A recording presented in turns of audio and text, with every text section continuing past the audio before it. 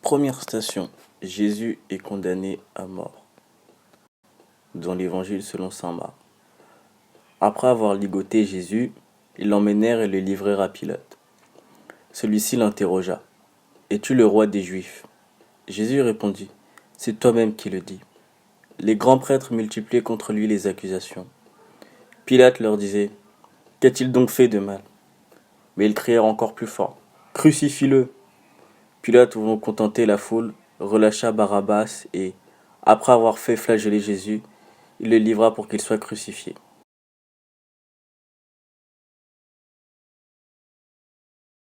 Pilate condamne Jésus pour montrer qu'il est le roi, et lui seul est le roi. Jésus est condamné par la vanité des hommes. Malgré tous les miracles et tout ce qu'il a accompli pour l'homme l'a oublié. Comment se manifeste la vanité chez les jeunes? Dans la vie d'un jeune, elle peut se manifester déjà par la jalousie. On veut quelque chose qu'on n'a pas. Par l'orgueil, lorsqu'une personne va montrer ce qu'il a à une autre personne qui n'a pas forcément ce que cette personne a, ça va créer une certaine envie et jalousie. On va dire ouais, moi aussi je veux ça. Peut-être que la personne elle montre pour se sentir supérieure. C'est peut-être pas sa vraie vie ce qu'elle nous montre. Après, on peut être envieux d'une bonne façon. Par exemple, lorsque nous avons des parents divorcés et qu'on voit un enfant dans la rue qui a son père et sa mère, on lui souhaite que ses parents continuent de vivre ensemble et on lui souhaite pas le malheur du divorce. Seigneur, tu nous as dit, ne jugez pas et vous ne serez pas jugés. Apprends-nous à être justes avec chaque personne, même ceux que nous n'aimons pas. Aide-nous à rejeter les gestes et les paroles qui blessent et qui condamnent.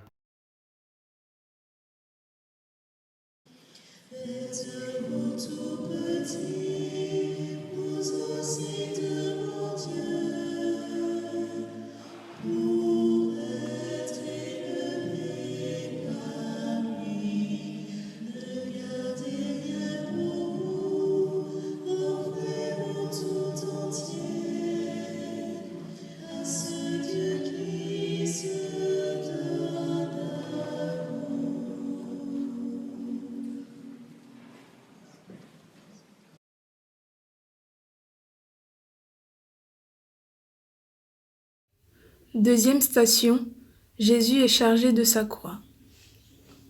Dans l'évangile selon saint Jean, Jésus portant lui-même sa croix, sortit en direction du lieu dit le crâne.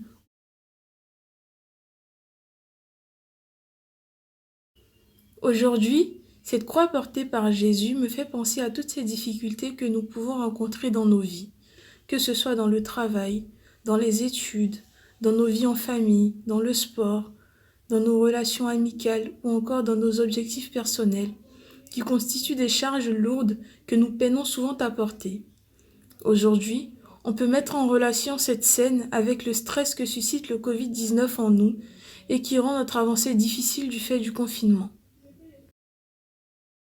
Seigneur, donne-nous la force de porter tout ce qui est lourd dans cette vie, les épreuves, les tristesses, les relations difficiles. En toute situation, rends-nous forts afin que nous puissions supporter le poids des responsabilités.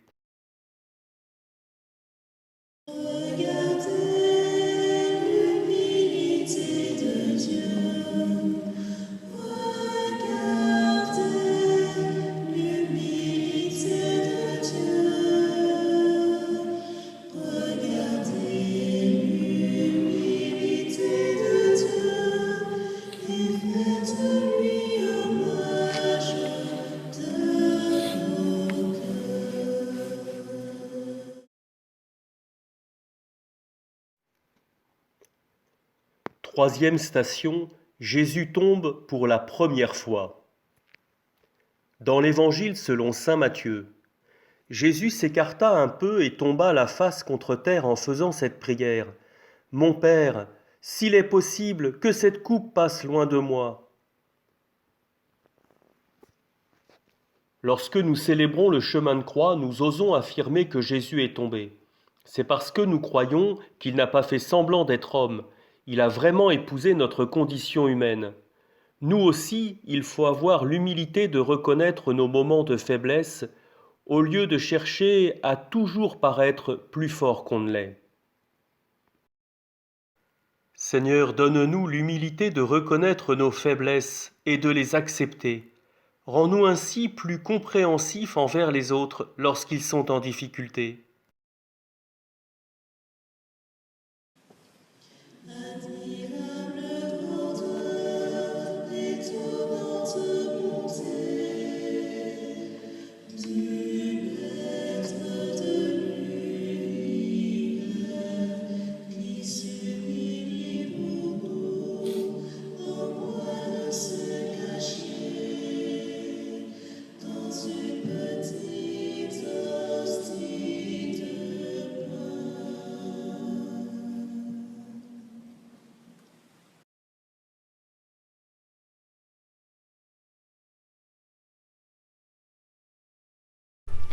Quatrième station.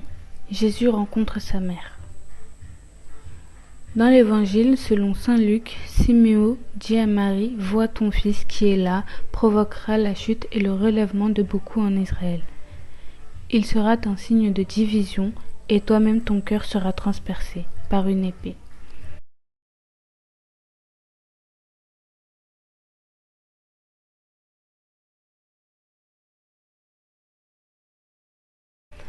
Voir une mère souffrir de cette façon fait terriblement mal.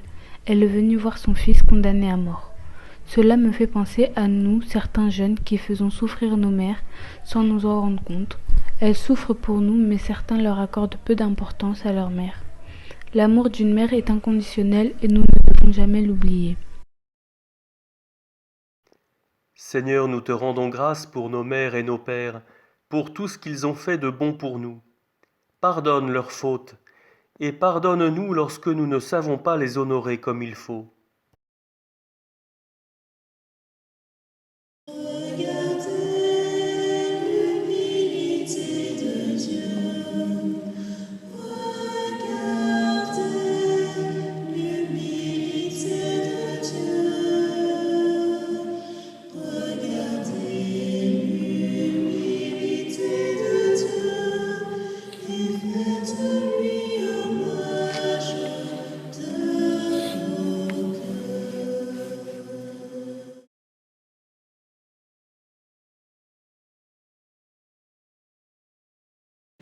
Cinquième station, Simon de Cyrène.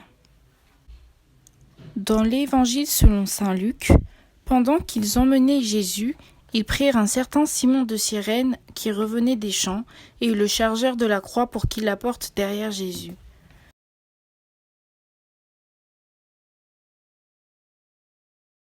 Ce petit verset me rappelle une histoire que j'ai vécue lorsque j'étais encore au collège. C'était un plus grand qui était en train de frapper un plus petit. Et j'ai vu une de mes amies s'empresser pour arrêter la scène. Il y en a qui lui ont fait comprendre clairement que il fallait pas qu'elle arrête ça parce que c'était comme un spectacle pour eux un peu. Donc moi j'ai trouvé vraiment ça injuste parce que elle avait pris son courage à deux mains pour aller aider celui qui était en difficulté alors que eux n'avaient même pas de pitié pour lui. C'est une situation à mettre en relation avec celle de Simon de Cyrène. Le fait de porter la croix lui a été imposé. Lui, il a eu pitié de Jésus, je pense, parce que il a porté sa croix, il l'a portée jusqu'à la fin. Il fallait du courage, il fallait de la force pour porter la lourde croix de Jésus.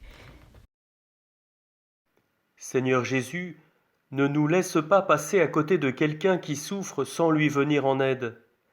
Et toi qui as reçu l'aide de Simon de Cyrène, apprends-nous aussi à accepter le soutien que les autres nous apportent.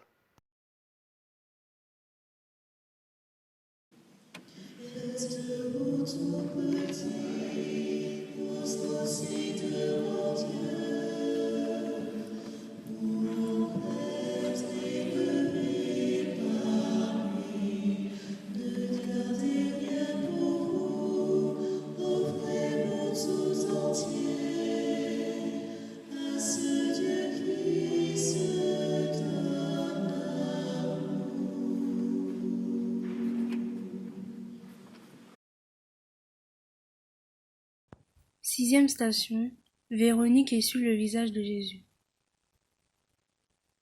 Dans l'Évangile selon saint Jean, Philippe dit à Jésus, « Seigneur, montre-nous le Père, cela nous suffit. » Jésus lui répond, « Philippe qui m'a vu a vu le Père. »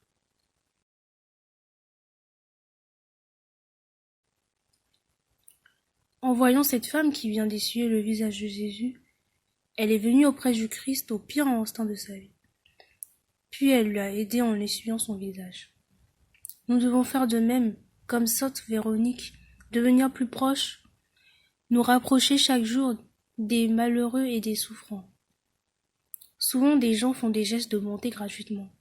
Rien que maintenant, dans notre situation actuelle, des personnes se mobilisent pour aider les SDF, les personnes démunies, afin qu'ils ne manquent de rien. Que le Seigneur nous aide à nous rapprocher des plus démunis.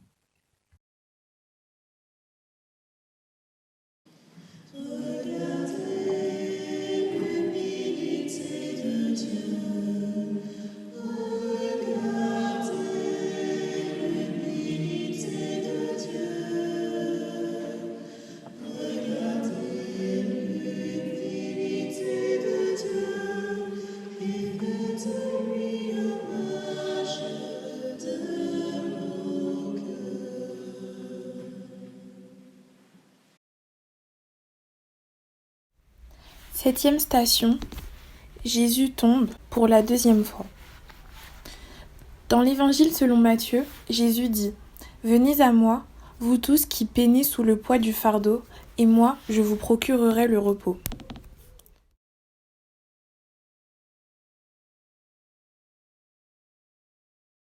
Avec ce passage de l'Évangile, en fait, on peut vraiment se référer à notre propre vie. Avec par exemple les études pour les personnes de notre âge. Donc ça peut nous arriver de redoubler, de reprendre une année, de rater un semestre, un trimestre. Et pourtant, c'est pas pour autant qu'il faut laisser tomber. Il faut vraiment toujours persévérer en fait et savoir qu'on ne fait rien de nos propres forces, mais que c'est vraiment avec le Saint-Esprit qu'on arrive à se relever. Et c'était la même chose avec Jésus. Il a pas eu peur en fait de tomber plusieurs fois pour accomplir la mission qu'il devait faire. C'est un grand signe d'amour, parce que tout ça, c'est pas pour lui qu'il le faisait, mais c'était pour nous. Seigneur, fais que nous soyons toujours plus conscients du poids de nos actes. Quand nous tombons, relève-nous. Quand nous faisons tomber les autres, pardonne-nous.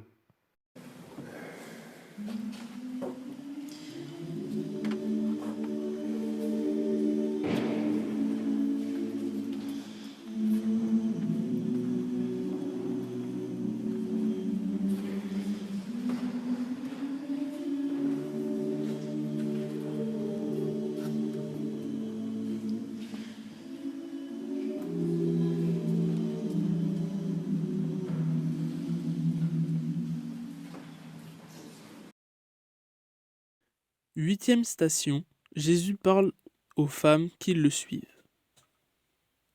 Dans l'Évangile selon saint Luc, le peuple en grande foule suivait Jésus, ainsi que des femmes qui se frappaient la poitrine et se lamentaient sur Jésus. Il leur dit, « Ne pleurez pas sur moi, pleurez sur vous-même et vos enfants. »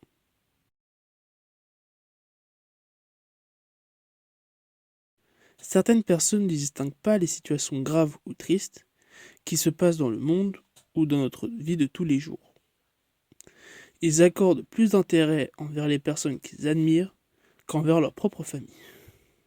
Dans ce verset, le Seigneur nous dit que nous devons protéger et soutenir nos proches dans toutes les situations de la vie, tout en étant serviteurs de Dieu et en priant la bonne parole. Amen. Seigneur, comme tu l'as fait pour ces femmes qui pleuraient en te voyant, apprends-nous à nous préoccuper de ce qui est essentiel, afin que nos engagements contribuent au salut du monde.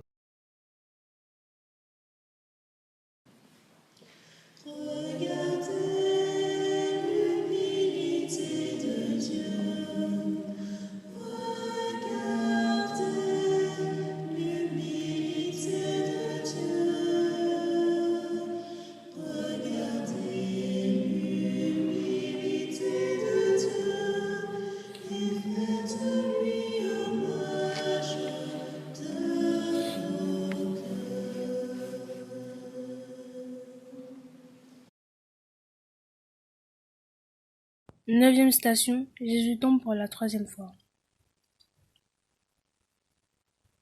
Dans la lettre de saint Paul aux Philippiens, Paul écrit « Jésus n'a pas jugé bon d'être traité à l'égal de Dieu, mais au contraire, il se dépouilla lui-même, en prenant la condition de serviteur. Il s'est abaissé jusqu'à mourir sur une croix. » Jésus tombe pour la 3e fois en portant la croix chargée de nos péchés, mais il se relève car il refuse de succomber à la tentation.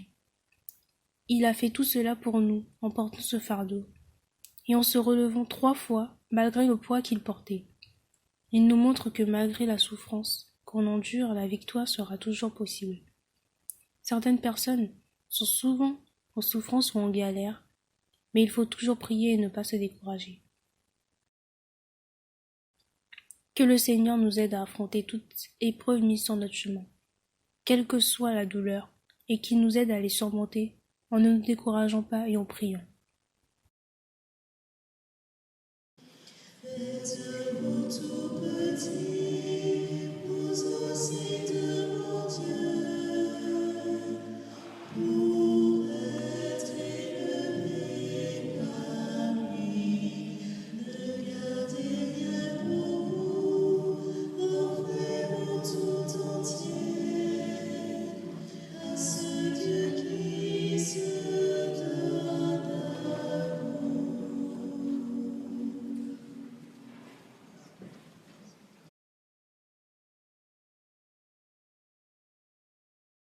Dixième station, Jésus est dépouillé de ses vêtements.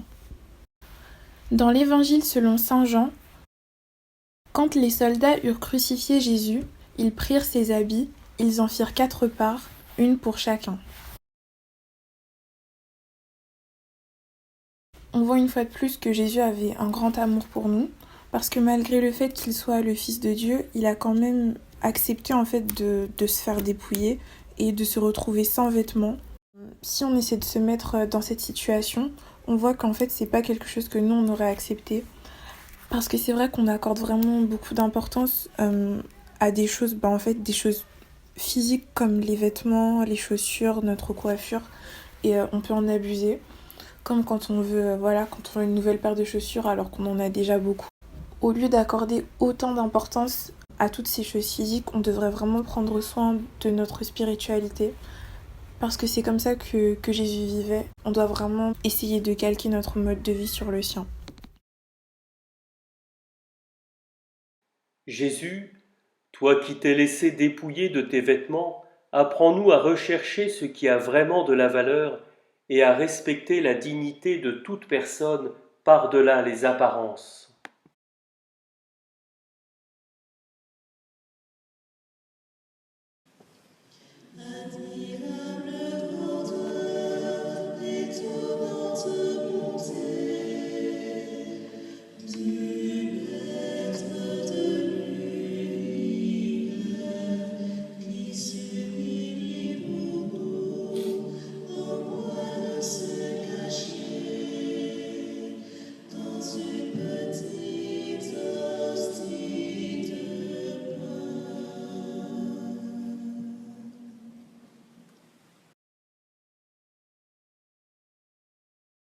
Onzième station, Jésus est cloué sur la croix.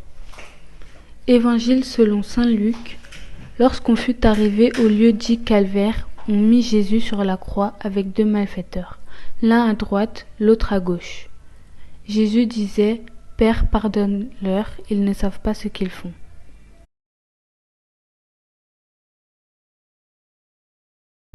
Le moment de la crucifixion de Jésus est une étape importante de sa vie, car il demande pardon à son Père. Le pardon est quelque chose d'important pour moi. Se confesser est la meilleure des choses. Nous faisons des choses sans nous en rendre compte que ce sont des péchés que nous sommes en train de faire lors de la confession. Nous parlons de tout, sans personne pour nous juger ou nous interrompre. Il se peut que nous versons des larmes sans le vouloir, et ça c'est magnifique. Le moment de la confession est une partie intime de nous qui restera entre notre Père et vous. Jésus, Toi qui as subi de la part des hommes une souffrance insupportable, fais-nous renoncer à tout acte violent et rends-nous sensibles à la souffrance des autres.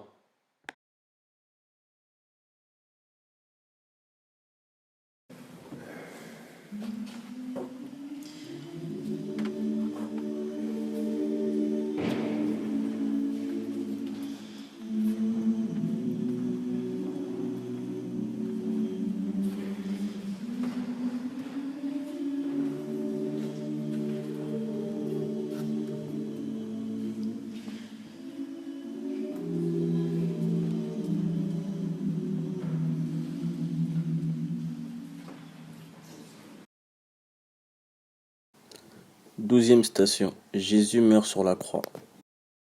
Dans l'évangile selon saint Luc, c'était déjà environ la 6e heure, c'est-à-dire midi. L'obscurité se fit sur toute la terre jusqu'à la 9e heure, car le soleil s'était caché. Le rideau du sanctuaire se déchira par le milieu. Alors, Jésus poussa un grand cri, « Père, entre tes mains je remets mon esprit. » Et après avoir dit cela, il expira.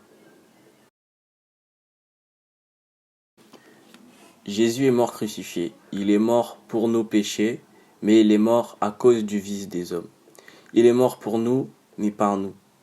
Toutefois, seuls ceux qui le connaissent et l'acceptent, et l'accepteront dans leur cœur, le reverront aux cieux.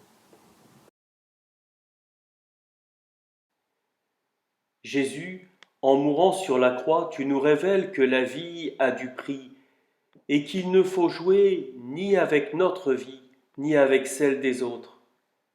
Apprends-nous à respecter la vie en toutes circonstances.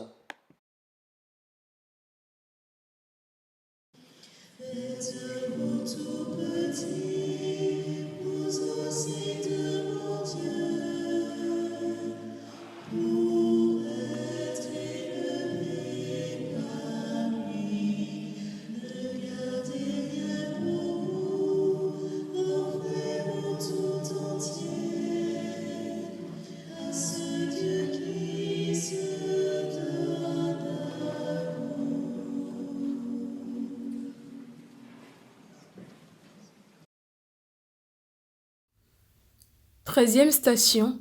Jésus est descendu de la croix. Dans l'évangile selon saint Marc. Déjà, le soir était venu. Or, comme c'était la veille du sabbat, le jour où il faut tout préparer, Joseph d'Arimathie intervint. C'était un homme influent, membre du conseil, et il attendait lui aussi le royaume de Dieu. Il eut le courage d'aller chez Pilate pour demander le corps de Jésus.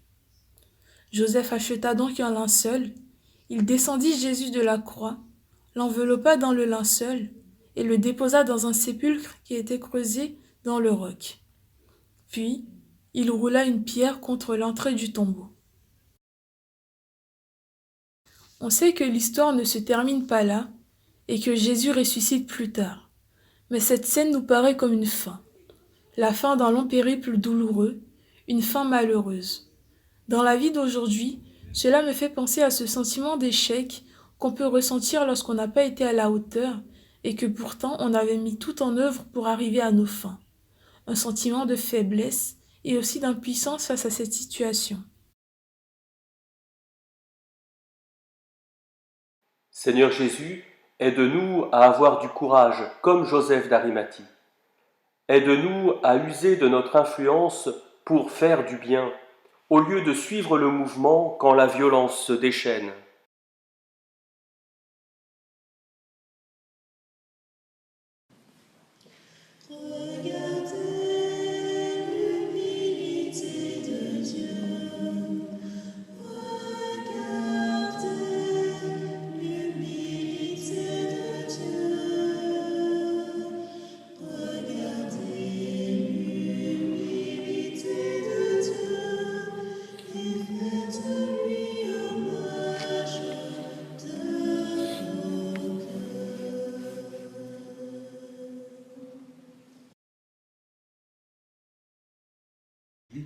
Quatorzième station, Jésus est mis au tombeau. Dans l'évangile selon saint Jean. Ils prirent le corps de Jésus et ils l'enveloppèrent d'un linceul, près du lieu où Jésus avait été crucifié. Il y avait un jardin, et dans ce jardin, un tombeau neuf dans lequel on n'avait encore mis personne. C'est là qu'ils déposèrent Jésus. Nous pensons à toutes ces personnes victimes du coronavirus qui meurent éloignées de leur famille et à tous les migrants qui meurent dans la Méditerranée. Prions que le Seigneur les accueille tous dans son royaume de lumière et de paix. Amen.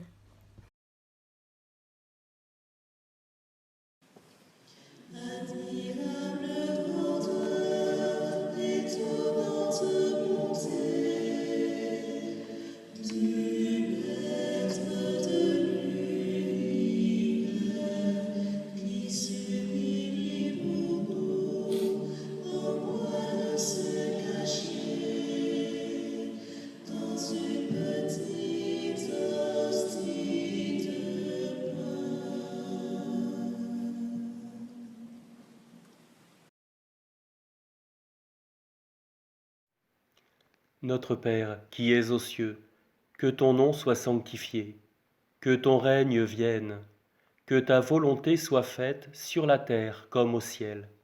Donne-nous aujourd'hui notre pain de ce jour. Pardonne-nous nos offenses, comme nous pardonnons aussi à ceux qui nous ont offensés. Et ne nous laisse pas entrer en tentation, mais délivre-nous du mal. Je vous salue Marie, pleine de grâce, le Seigneur est avec vous. Vous êtes bénie entre toutes les femmes, et Jésus, le fruit de vos entrailles, est béni. Sainte Marie, Mère de Dieu, priez pour nous pauvres pécheurs, maintenant et à l'heure de notre mort. Amen.